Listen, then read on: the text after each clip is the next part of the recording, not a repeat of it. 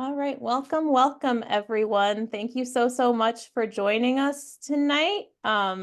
If you are here for the Faith and Housing briefing and launch, you are in the right place, and we're glad to have you. We know folks are going to be gathering for the first minute or so. My name is Jessica Sario. I'm one of the co-lead organizers with Voice. Just wanted to welcome you again. And before we get started tonight, I wanted to invite Reverend Wilson Black to open us in a word of prayer. Thank you, Jessica. Let us pray. Gracious God, each day we are confronted by news of injustices that we feel powerless to solve. Yet you have equipped us as people of faith to respond in a powerful way to the housing crisis before us. Open our spirit this evening and our hearts to our neighbors, that we may respond to how you are calling us to action tonight. In your holy name we pray. Amen. Amen. Thank you, Reverend Wilson Black. All right, welcome again to everyone who is here. This is the Faith and Housing briefing and launch, what you need to know before getting into action. And why are we here? So before we launch in, just overview, we're here because there is a window of opportunity to make a really important impact on the housing crisis in Virginia. The 2025 legislative session this January and February is an opportunity that we don't want to pass up to get legislation through that is going to allow our faith congregations to live more deeply into the mission that some of them are feeling to address this housing crisis. We know that there's really high stakes. We'll be talking about that in a minute. There's a lot of pressures, not only on the most vulnerable in our communities around housing, but also in our faith communities that are seeing different transitions and stressors. And we as Voice have built relational power over the last 15 years. And we are positioned to make a really big impact if we choose to join those that have already begun in this campaign. And so that is why we're here today, because we want to propose to you all that you join in taking action to make sure that we take advantage of this window of opportunity. Now, in true Voice tradition, when you have 100 people, it's hard to do a lot of big group conversation, but we do want to start by grounding in our why. The agenda for tonight is we're going to really ground ourselves in this broad housing crisis, talk about some of the things that we've done as Voice collectively, hear some really great testimonies from member and faith congregations that have taken faithful responses to this crisis, and then talk about the faith and housing legislation and the opportunity. And we're hoping to do all of that by 8. And at 8 p.m., you all are going into regional breakout groups where we're really starting to look at getting into action to get this opportunity passed. That's what we're about tonight. And I'm going to pass it for us to get started back to Reverend Wilson Black. Thank you, Jessica. So good evening, everyone. I'm Reverend Julie Wilson Black, and I'm pastor of Fairlington Presbyterian Church in Alexandria. Our church recently took a leap of faith and partnered with an affordable housing developer to build 81 units of housing on what used to be our parking lot. We turned spaces for cars into spaces for people. And today I want to quickly review why housing justice is a matter of faith and why it's so deeply connected to racial and economic justice. So as we know, for far too long, our country's housing policies have unfairly held back Black and Latino families. This has led to a huge wealth gap. While white families have 5 to 7 times more wealth on average. And a big reason for this is that many families of color were systematically denied the chance to own homes and build wealth through tools like HSA loans denied, redlining, restrictive covenants, and other policies. As people of faith, we're called to stand against injustice, and the legacy of these unfair policies demands that we work for housing justice as a proactive way to heal racial injustice. The housing crisis is not just a racial and economic justice issue, it's also a math problem. In the DC metro area and much of our country, much of the land is only zoned for single-family homes. As you can see here, everything in yellow is zoned for detached single-family homes. So this has created a severe shortage of housing. The population has grown, but the available land and housing stock hasn't. This mismatch making it harder and harder for families, especially the most vulnerable, to find affordable homes. This is a crisis we can't ignore. We're called to respond with urgency and faith, breaking down the barriers that keep people from having a place to call home. Right here in Virginia, we're short by at least 200,000 affordable rental units. In Northern Virginia, we're missing 61,000 affordable units. So this shortage hits our most vulnerable brothers and sisters the hardest, those who are already struggling to make ends meet. To solve this crisis, we need two things. We need to build more homes, all types of homes overall, and we need to invest to make sure more affordable units are built. One powerful way to do this is by using land that faith communities already own to create housing for those in need. As faith communities, we are uniquely positioned to be part of the solution. We have land in many cases, and we have a heart for service. But we need help from our lawmakers to remove the barriers that are in our way. So I'm going to pass the mic to Jessica to share some of what Voice collectively and other Voice members have done to begin to address this crisis and why we see taking on faith in housing as a particularly critical opportunity. Thank you so much, Reverend Wilson Black. Yes, and I'm very much preaching to the choir, so I will not go too long on this, but those of you that have been with Voice for any part of the last 15 years know that we have worked hard for housing justice and for affordable housing on a variety of fronts. Most recently, there are two zoning fights that Voice bravely got into in Arlington and Alexandria that was taking on this issue of there just not being enough housing, period.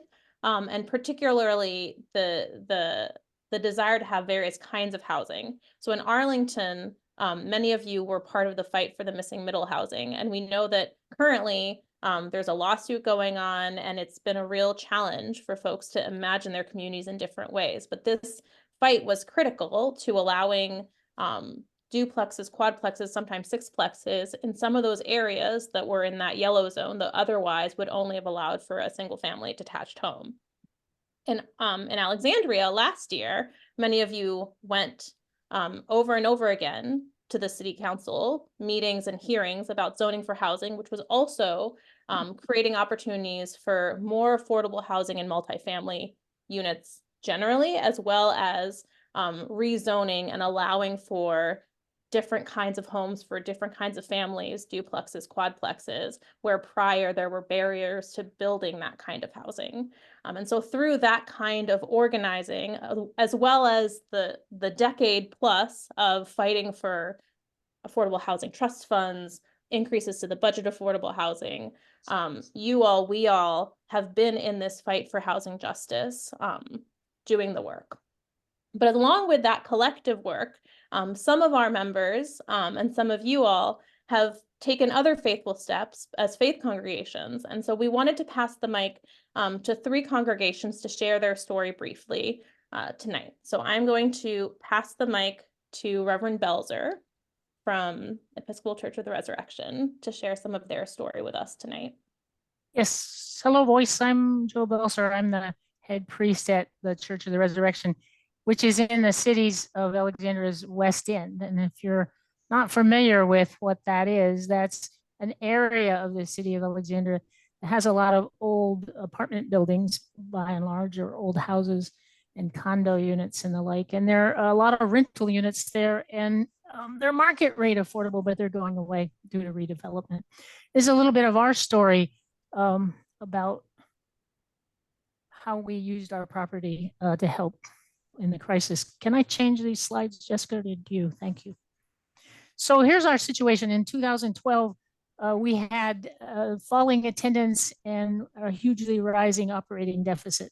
So we looked around, and this was ahead of the curve, by the way. We talked to some other churches who had a lot more people and money than we did, and they said, this is happening to us too. You just started with fewer people and less money. So what we did was we embarked on a process that would allow us to figure out how we might enter into a new ministry, or maybe close our doors, or what should we do? And one of the first things that we realized we had done is we had cut out all of our outreach missions because of our budget deficit. And yet that's who we are. That's what our mission was. And you can see our mission statement there. So what we did was we doubled down on our mission statement, and then we began a whole year worth of discernment. And so, next slide, please. One of the things that we came up with, we had 20 really good ideas that we split into working groups to figure out, was this something we were called to do? But over and over and over again, the one of the 20 that kept coming to the top was that our neighbors needed affordable housing. They didn't have it. It was all going away. And why couldn't we do something about it? So what we decided to do, next slide, please, is we decided, well, let's explore this idea of building some affordable housing on a property. And like I said, it took a whole year, and we found a developer to partner with, and our people were incredibly responsive to the need and said, yes, yes, yes, yes. And it energized us in the process. Next slide, please. Now, like often is the case, there's at least one neighbor. I hear people chuckling. I know you're the ones who've experienced this. There's at least one neighbor who isn't as thrilled about our bold idea or our project, as we are. And we had one of those. And they spent a lot of time and a lot of money trying to keep our project from happening. They thought, to be fair to them, they thought it was something that would hurt their marketability. It's a high-rise retirement community. Turns out, of course, this is often the case, almost always that I've heard of, when you actually build the affordable housing, it doesn't do what it is that the neighbors feared. And we've, of course, since rebuilt our relationship with our neighbor. But we encountered this, and it cost us time and money along the way. Next slide, please. So our bold idea, the one we settled on at the end of that first year, and then embarked on for the next 7 years, was to build at least 100 units of affordable housing. We said for working families. In other words, 2-bedroom apartments, not 1-bedroom apartments. There's a few 3-bedrooms and a couple of 1-bedrooms. But the idea is that we wanted to build for families, the kind of folks that were our neighbors. And we decided that if we had to tear down our church building, our existing church building, to do it, we wanted to have at least 100 units, and we ended up with 113 units of affordable housing that will be affordable for at least 65 years with an option for renewal for another 65 years. And we used the money from leasing a portion of our 2-acre property to build a new church, so we would continue to serve our community from next door. So that is in a nutshell, our 8-year project. Go back one, thank you. Forward one. One more, there we go. What Faith and Housing Act would have done for us, we can't actually quantify and prove what I'm going to say, but we feel like it would have saved us about a year of pre-development work if Faith and Housing Act had been in place, and it would have saved us the time and money for rezoning, and it would have saved our development team, a lot of angst and grief along the way. So I hope you'll help us make this a possibility by helping pass the Faith and Housing Act in all of Virginia. Thank you. Thank you so much, Reverend Belzer. And let's hear now from John Etherton about the Arlington Presbyterian journey. Thank you, Jessica. It's very interesting, the parallels with the journeys here that we've had, and how different factors affected us. So our journey started in 2009. We basically had a meeting of our governing body, the session, and they had an epiphany and sort of a vision that sort of leaning in the direction of affordable housing. Could I have the next slide, please? So we had by 2008, we had at one point we had 1,000 members. That was back in 1954, and we were gradually shrinking and shrinking and shrinking, and we were down to about 200 people.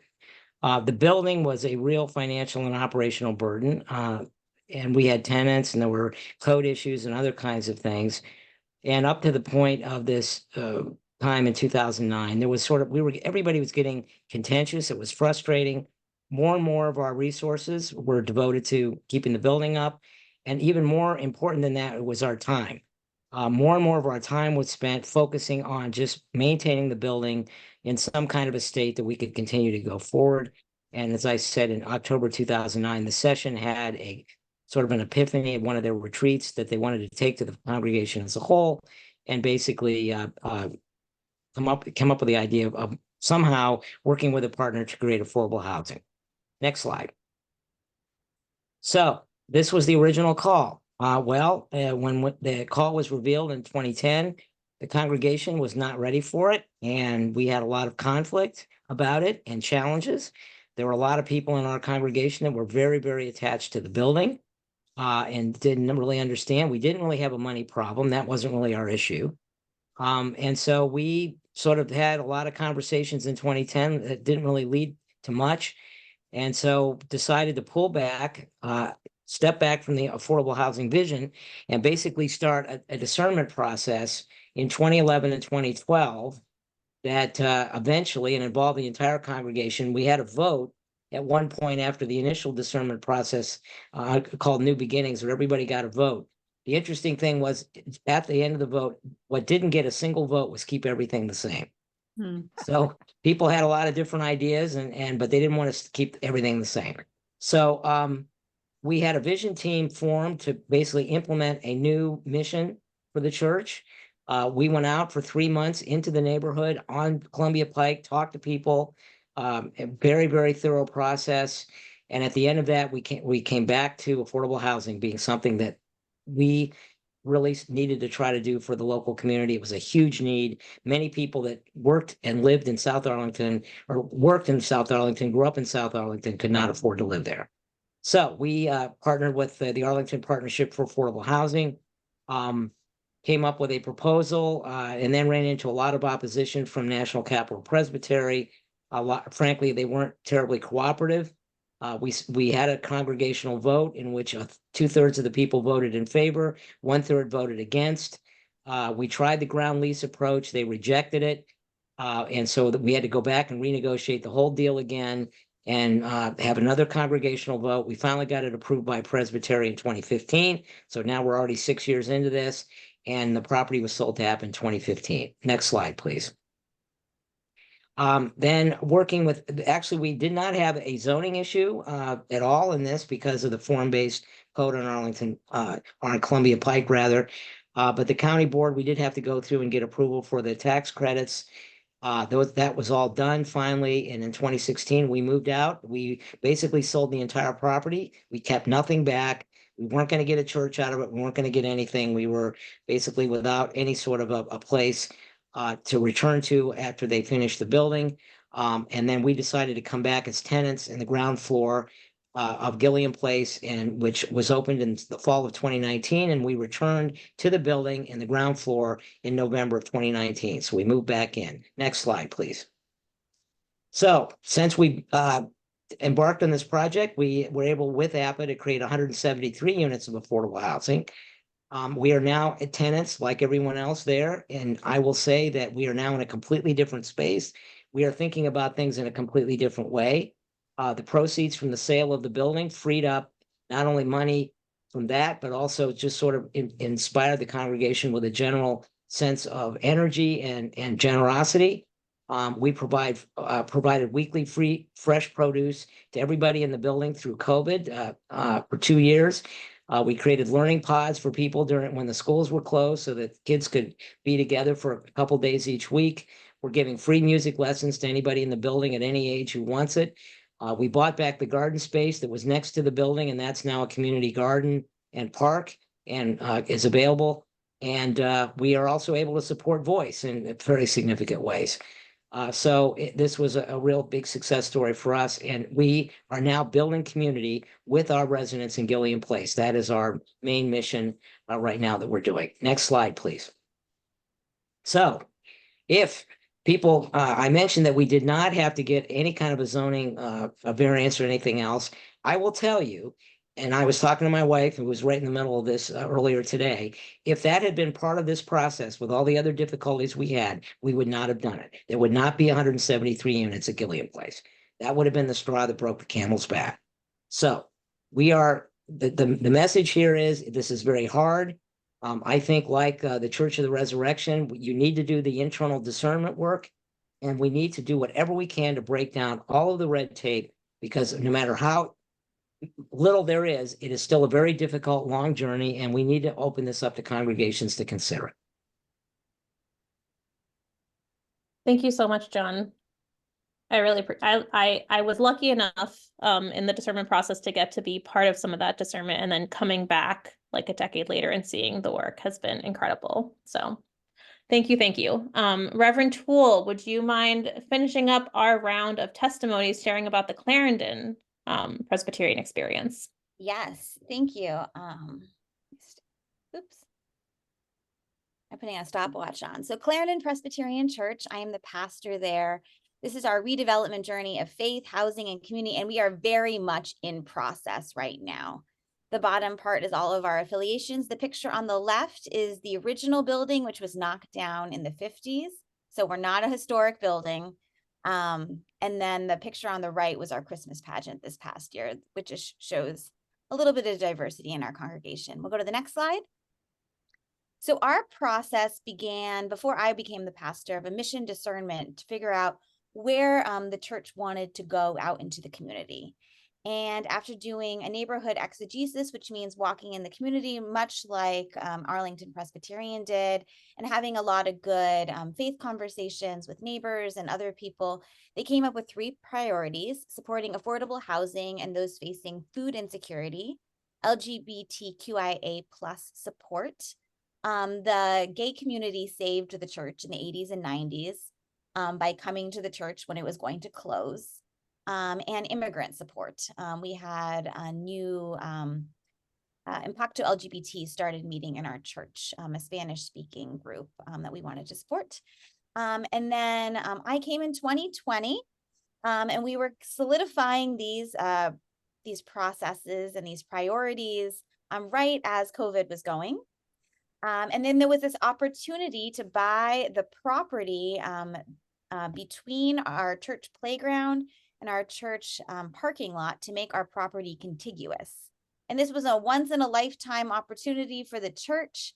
And it was probably the most expensive parcel of land for that size in Arlington County.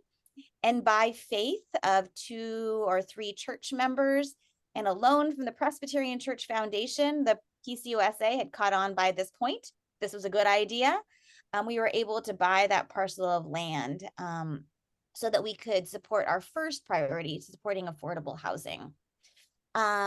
We started talking to lots of different developers, including APA, who we ended up going with, and Arlington Presbyterian and Fairlington Presbyterian, and other churches gave us their support along the way, because we're about a decade after they have gone.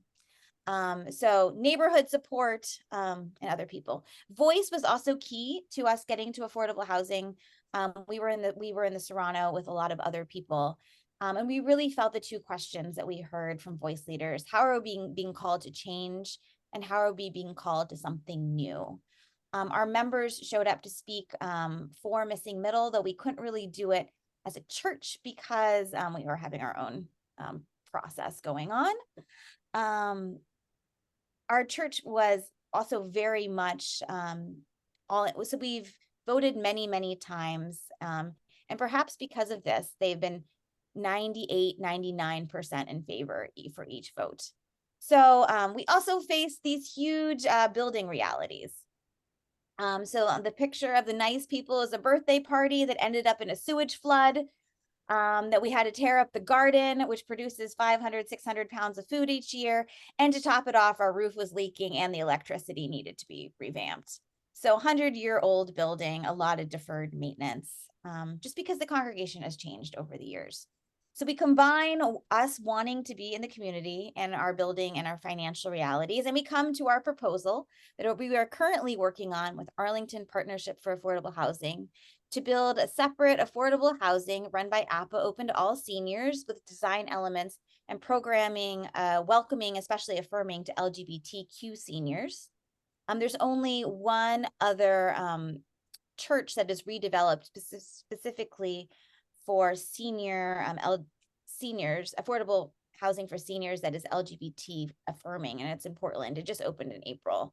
And other than that, there's no other church or a faith community that I know of that has done that specifically. A new modernized space for childcare. We've had a childcare site on our church for 60 years. We also have a childcare need in Arlington. And then the next slide, new church space.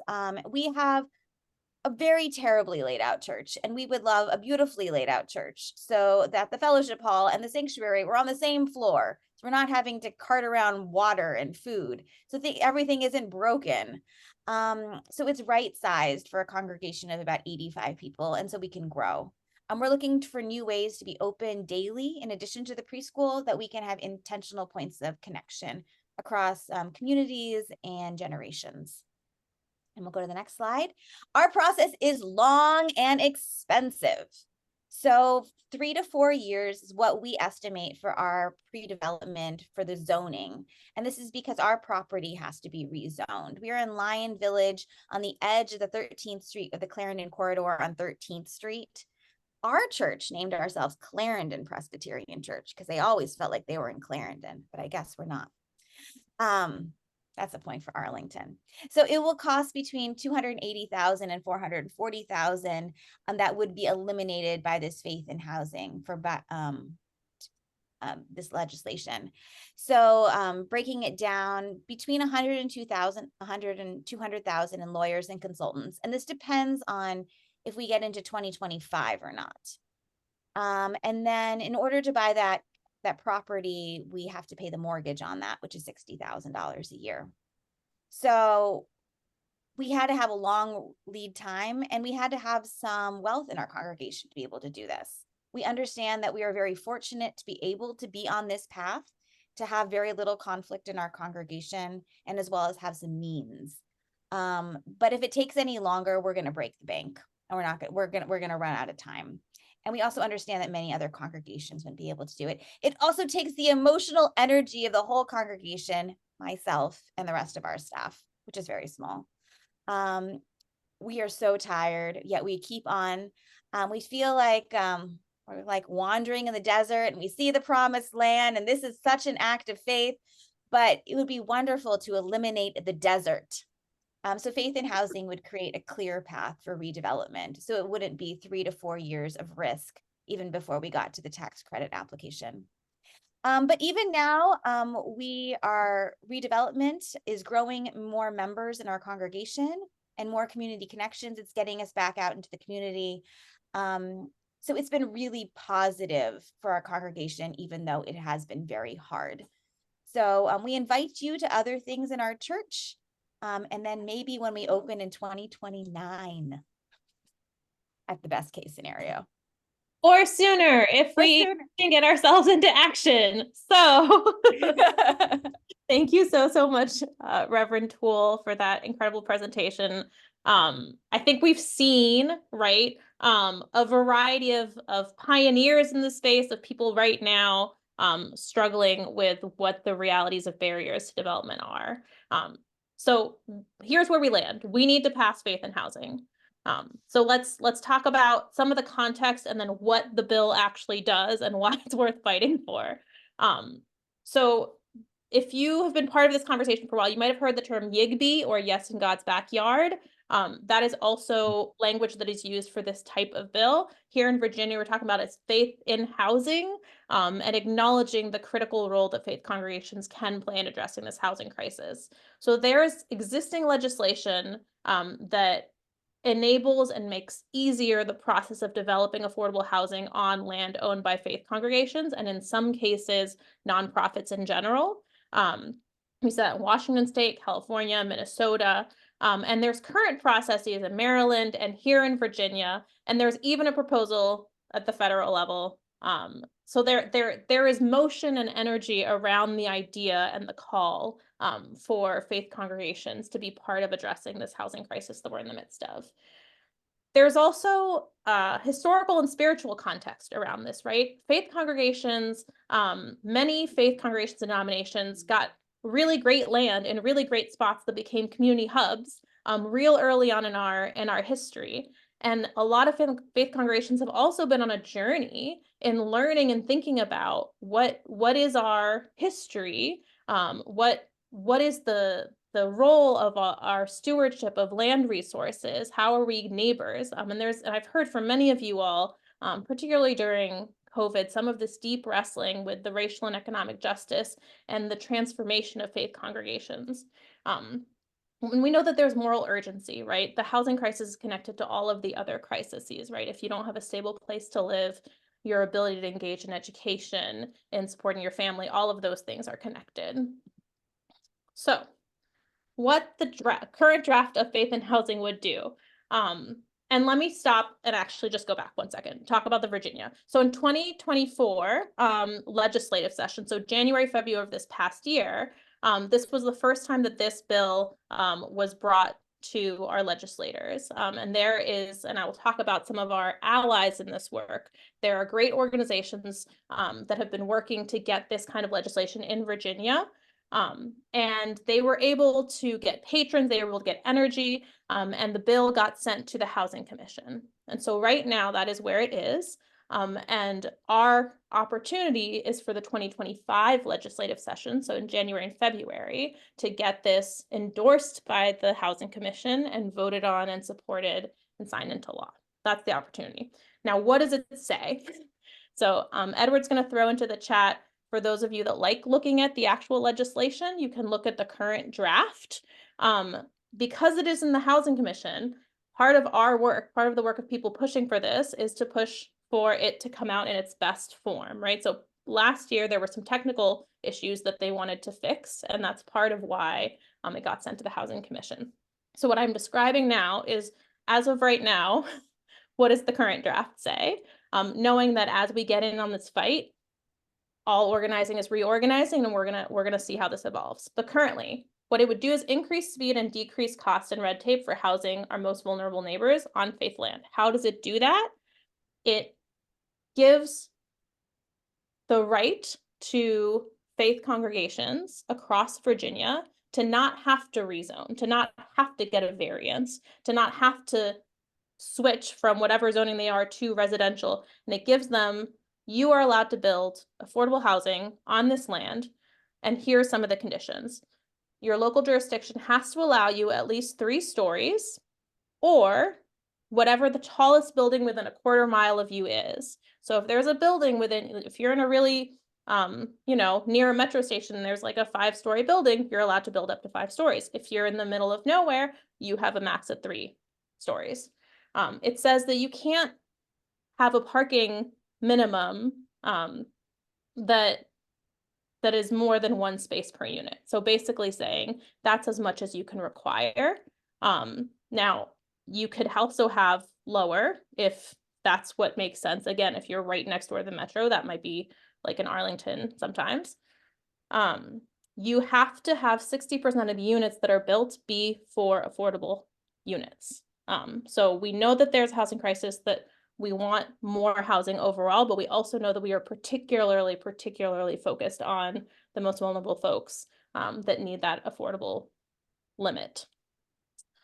The density that would be allowed is whatever is the most dense within a quarter mile, right? So again, the goal here is for it to be contextual. Since this is a state bill, different communities are going to have different amounts of density. But otherwise, it's not going to put any sort of limitations on floor area, unit size, lot size, or other dimensional constraints. And overall, what that means is local jurisdictions will still retain administrative approval of all of these developments. So you're not cutting away, you know, the 10-year process. You're shaving off a few years at the front end and making it easier at the front end for faith congregations to get into the process of, then there's the environmental review. There's other things that the local jurisdictions will always look out for, safeguards to make sure everything's, you know, connected and safe and all of that. That already takes enough time, but it is taking out this giant barrier at the front end of the process of getting rezoned and of having lack of clarity about like what you're actually allowed to develop.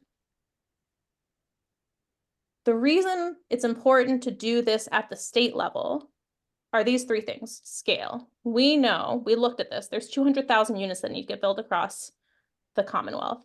This legislation will not account for that number, right? Like it is not going to be the landslide. But if we are able to pass at the state level, then all of a sudden, all of the faith congregations will have the opportunity, if they are called into this kind of mission, this kind of vision for their community, to do so without as much red tape. And so you'll be able to do that once across the entire state.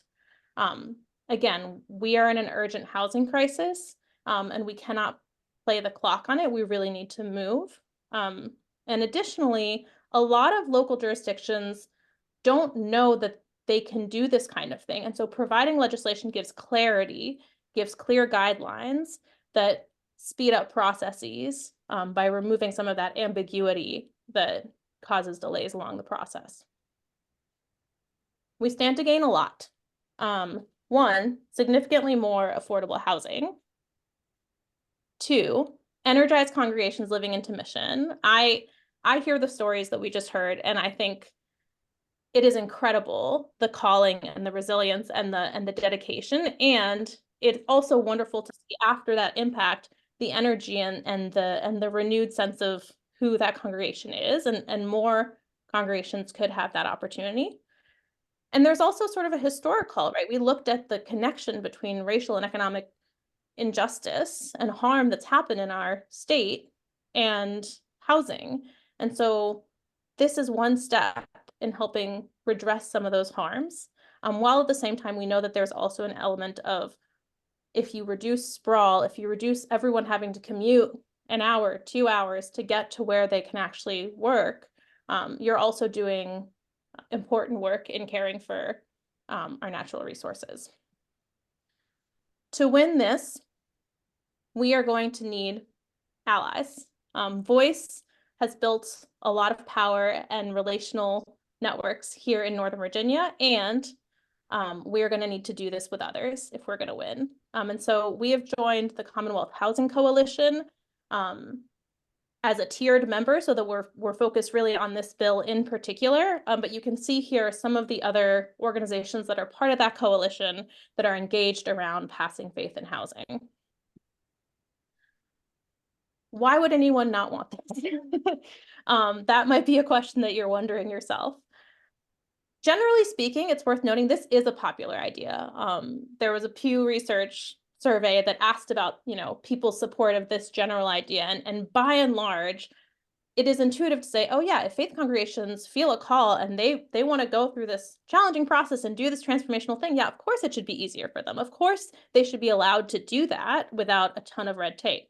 That being said, you all may know that Virginia is a Dillon Rule state, which means that the only authority that local jurisdictions have is authorities that have been granted by the state, which means that our local jurisdictions are very sensitive to having that power taken away, because they feel like they have a little bit. And so they have associations, organizations such as Virginia Municipal League, VML, and Virginia Association of Counties that have shared their opposition to this on the grounds that it takes away power from local jurisdictions.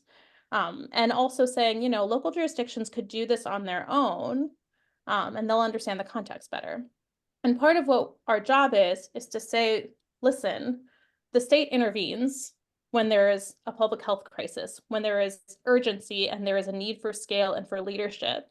And the housing crisis is not a background issue. It is an important central fact that we hear over and over again in all of our listening sessions from basically all of the different groups that we talk to. So we need urgent action now, and we need it to be from the state legislature. Local jurisdictions can do versions of this, and they should. And there's nothing preventing them from adding to and making more robust and simplifying even further administrative processes if this moves forward. But the reality is that they haven't, by and large, in Virginia done this on their own, and many won't without a push and without leadership from the state. Meanwhile, congregations struggle with some of the things you heard about, and prices are rising and people are struggling with their housing. And so we don't really have time to wait. Local jurisdictions will have administrative approval over projects, so it might still take years and a lot of paperwork, but this legislation would allow it to not take decades, would allow the first step to be that much easier. So what we as Voice are asking of ourselves is to get in this fight, is to do the work of meeting with decision makers and telling them the story of why this is so urgent and important to us, from our mini relational meetings, our personal stories, to our collective stories, to our collective action. And our timeline for this is relatively quick. Between now and the end of September, the folks that we most urgently need to speak with are our local elected leaders, so our city and county supervisors or council members. Why? Because every year they submit legislative packets where they tell their lobbyists what they want to support in Richmond during the legislative session. They also have lobbyists from VML and VACO that represent their collective interests. And so right now is the time where we need to meet with those leaders and make sure that they are adding support for congregations having an easier pathway to developing affordable housing in their legislative packets. And ideally that they're calling or writing or communicating with VML and VACO and saying, hold up, it is not all local jurisdictions that are not in favor of this. We actually are in favor of this because we know that we are in a housing crisis and that we need bold action. So that's who we're trying to really focus on talking to in September. As we move forward into the fall, we also need to be meeting with all of the legislative delegates and senators that are on relevant committees. So starting with the Housing Commission, but there's also sort of subcommittees on like city and counties and general rules that are going to be looking at this bill before it goes to a general vote. So those are the folks that we're going to try to talk to. Then we're going to try to move anyone and everyone that's going to be asked to vote on this bill. And our, lane in this is really focused on Northern Virginia. We, through our allies, they're going to be doing a lot of this work in other parts, but we have been building relationships here for years. And so that's where we need to focus. We're also going to challenge you and invite folks that have a particular interest in not just engaging elected leaders, but engaging other faith leaders, to think of this as an opportunity to invite other faith congregations into this opportunity. And so what we are proposing is that while we have meetings with elected leaders, we also have folks that are going out and doing half-hour presentations and letting people know about this faith and housing opportunity within their own congregations and within sister congregations around Northern Virginia. And we'll provide some training to folks that want to do that, so that they have and generally across the board, our intention is to provide the support needed so that you walk into those meetings or presentations confidently. All right, I'm going to pause here and I'm actually going to stop sharing screen so that we can take about 5 minutes for some general questions, because I know that you've just heard a lot. So it can be a question, and it can also be a reflection. So I'll open the floor up, and if you'd like to, we can just popcorn it. If it gets too chaotic, I'll ask you all to raise your hands. Jessica, we had 2 questions in the chat that I just flagged. So first is from Kelly, who asked, does this apply to any land owned by a faith organization, or does it have to be tied to the space of worship in any way? Yes, great question. So the way that the current draft is phrased, it would apply to any faith congregation, any land owned by a faith organization, any tax exempt faith organization. And you will see that there's, you know, requirements that they have owned that land for at least 5 years. And you will also see, and this is something that will sort of get hashed out, that currently it's written so that it also includes some tax exempt, so a very limited list of tax exempt properties like the Boys and Girls Club, et cetera, that that have a missional, that have a core mission. And that is partially because that category is very limited in Virginia. It's predominantly faith congregations, but it makes it a little bit simpler to delineate who's in and who's out. But it's not just the physical building, it's any land owned by a tax exempt faith congregation. And what was the second question? Kevin was asking, what is the definition of affordable? Yeah, so in the draft legislation, the definition that's linked is connect, and you'll see this, you can follow the links if you want. It's a broad definition of if you struggle to afford the basics in life. The realities for developing affordable housing is that to do it, you have to get tax credits by and large. And those typically have the 60% area median income on averaging as the requirement to get those tax credits. So just as a quick refresher, I'm sure all of y'all are experts in this, area median income in our region, give or take, depending on where you are, is around $100,000. And what it is then a metric of where you fall on that. So 60% AMI might be closer to $60,000 a year. And as you go lower and lower, it is more and more expensive to build those units. And so by allowing cost averaging, they allow you to build some units for people at the 40% area median income level, and then a few units that might be at 80%. Any other questions or comments?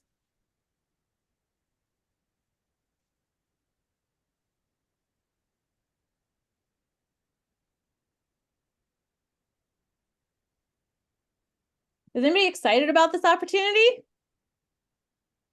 Yes. I love to see it. Okay, awesome. Well, you guys are great. Clearly giving you yes. We got one question. It's, Sharon is asking, why are so many projects being built for over 65? Gilliam Place is not, just to be clear.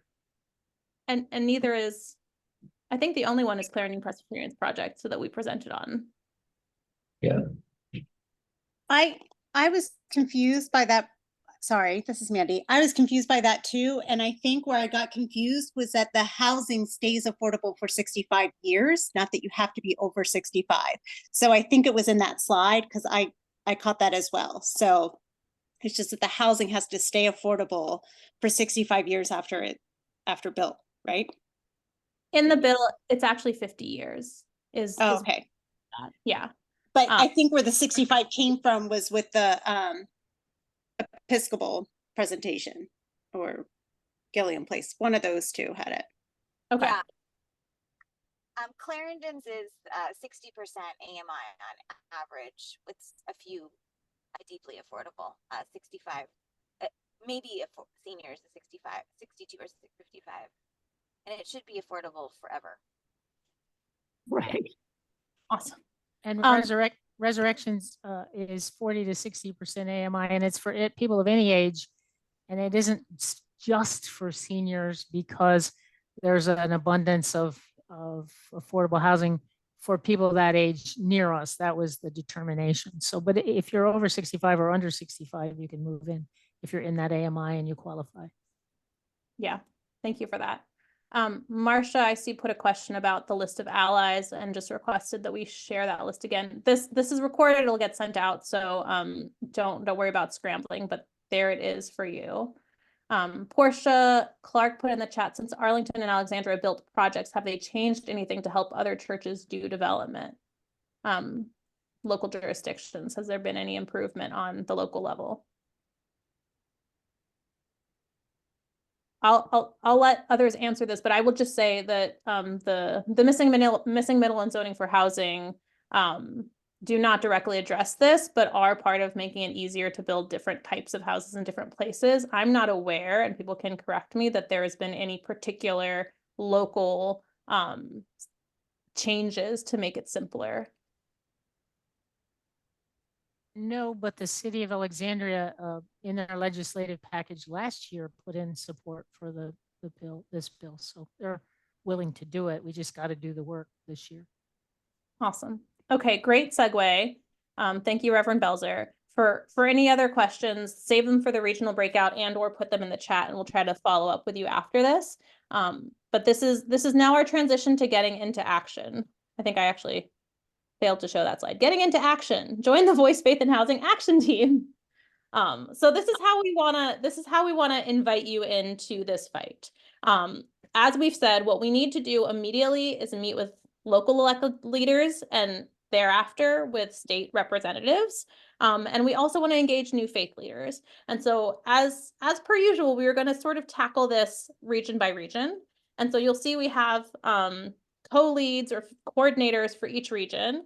And what we want to invite you into is to individually sign up and let us know what piece of this work are you most excited by?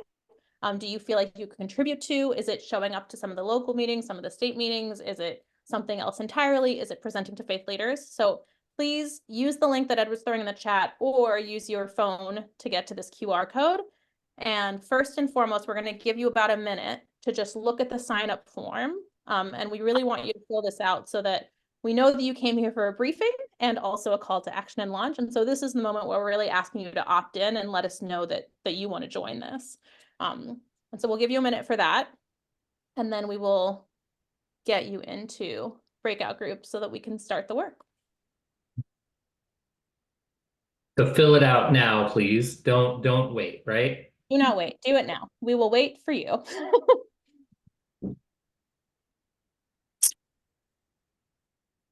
I could sing the Jeopardy waiting song if that would be pleasant to people. No, I think I saw a shake head. I will not.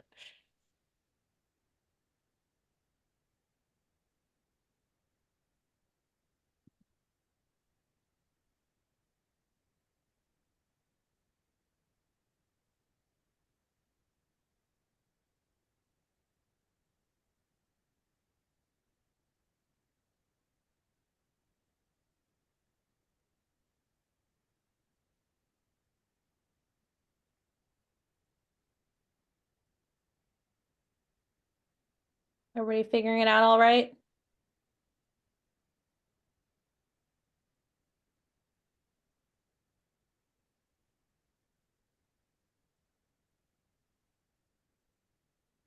I'll be a little late. This is Crystal. I'm on my other phone, so I need to find another phone to do this.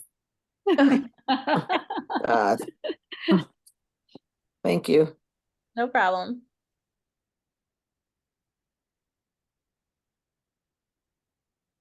And if you are having a hard time and you just want to throw your email or phone number into the chat, I'm going to go ahead and ask either Edward or James to directly text you or email you the link. So if you're having additional challenges, just let us know and we can help out. Thank you, because I have to go downstairs. Yeah.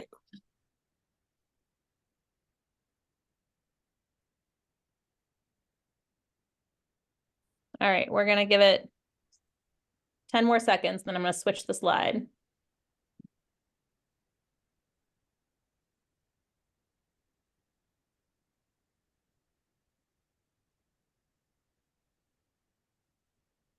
Okay. So I'm not going to pause for this one, but I did mention if you are particularly interested in presenting to faith congregations and getting trained on sort of a key set of slides and talking points so that you feel well prepared for that, we're going to have a presenters training on Zoom. We're thinking September 17th. You'll have seen in the sign up form that we're trying to get a sense of people's availability because we could do it more than once or change the date. So that will be emailed out. And if you signed up with the other link, then we can get this to you. But this is just the sign up link for that. And so you know that that's an opportunity. With no further ado, Edward, are all the breakout groups ready to go? Awesome. So Edward is going to open up breakout groups that you have to self-select into because they are named by your region: Arlington, Alexandria, Fairfax, and Prince William County. Welcome back, everyone. Well, I'm going to do some report out. So welcome back. Thank you all for doing that. Hopefully that was an engaging time. We're going to do just a quick round of regional report outs, and I'm going to ask the facilitators to just report out what were some of the things, what did your group decide? What are your next steps? Very briefly. And so I'll start and sort of model this. So I was in the Fairfax group, Fairfax Strong. We got someone committed to reach out to each of the local elected leaders that were on our list to start with meeting, particularly before the end of September. And we started even looking at the delegate list, and we'll continue on that. I'm going to pass it to Prince William County. You're on mute, Mike. Most people like me when I'm on mute. Anyhow, we did get, Jessica, we did get people committed to visit our supervisors and also the mayor of Manassas. We'll tackle them first. And we did not have a chance to talk about delegates and other things, but I expect that to be an ongoing conversation. Awesome. Thank you. All right, let's pass it to Arlington.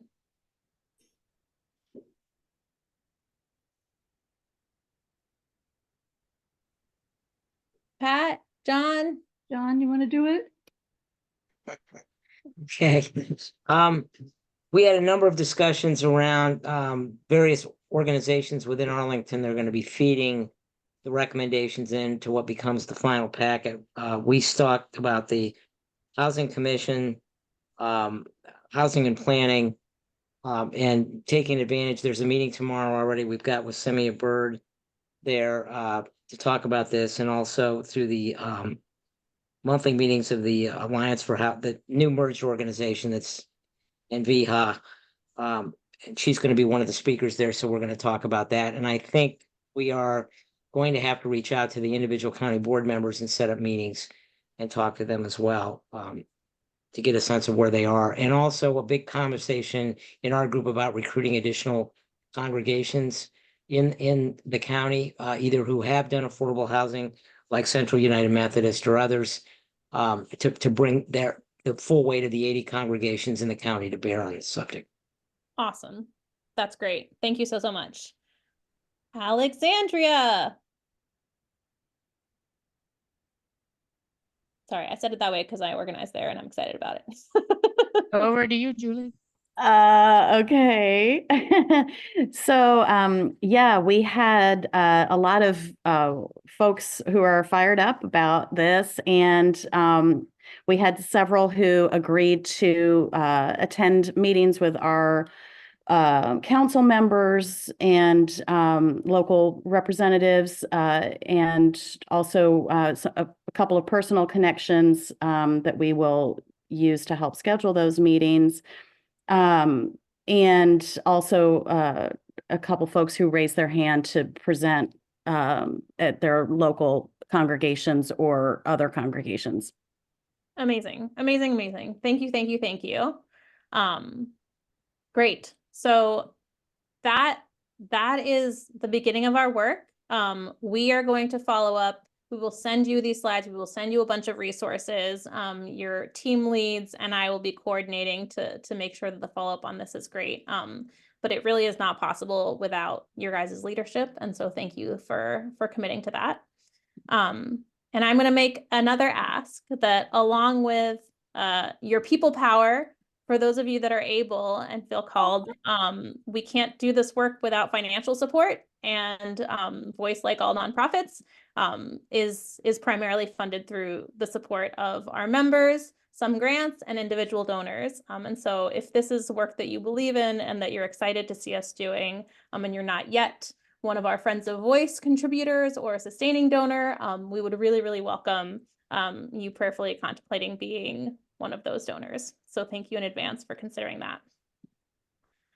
All right, before we close out with a word of prayer, which I'm realizing now, I didn't specifically ask, and we have a wealth of pastors. So I'm gonna go ahead and ask, oh gosh, I wish I could mind merge and have you all pray at the same time. I'm gonna ask Reverend Belzer if she'll close us at the end. But before that, want to make a few announcements about other upcoming actions and save the dates. For those of you who have been working with us for a while, you know that we have been doing work not only on housing justice, but around behavioral health, particularly youth and families behavioral health. We have a very large, important action coming up September 29th. Oh no, I thought I fixed that. The flyer on our website is correct. It is at Fairfax High School. It is not at Hayfield. It is at Fairfax High School. It is, however, on the 29th at 3:15. And we would love to see all of you there, and you can register on the Voice events page. So please mark your calendars for that. Also, Clarendon Presbyterian, who presented, wanted us to share out that they have an educational opportunity coming up that includes a reception and a panel. So we'll make sure to send this out as well. But if you're interested in hearing more about their process and getting to know them, you are welcome to that. And our partners in the Commonwealth Housing Coalition, VICPP and Virginia Episcopal Real Estate Partners, are putting on congregations and affordable housing session that is really, I believe, tailored to if your congregation is discerning, potentially doing an affordable housing project and wants to learn more about what it would take, sort of on a more practical level, less fighting for the policy change and more what actually do we need to do and learning about that. They are going to have an event October 29th.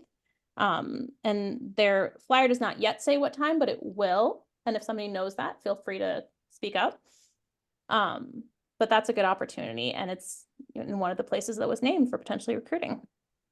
And I just want to give a shout out, some of the slides here, some of our other partners at HD Advisors that are part of that Commonwealth Housing Coalition shared those with us. And so shout out to them and for allies along the journey. So with no further ado, I want to ask Reverend Belzer if you would accept my invitation to close us in prayer. Sure, let's pray. Heavenly Father, we give you great thanks for sending your Spirit to stir us up in this way, to be attentive to the needs of our neighbors and the need for affordable housing.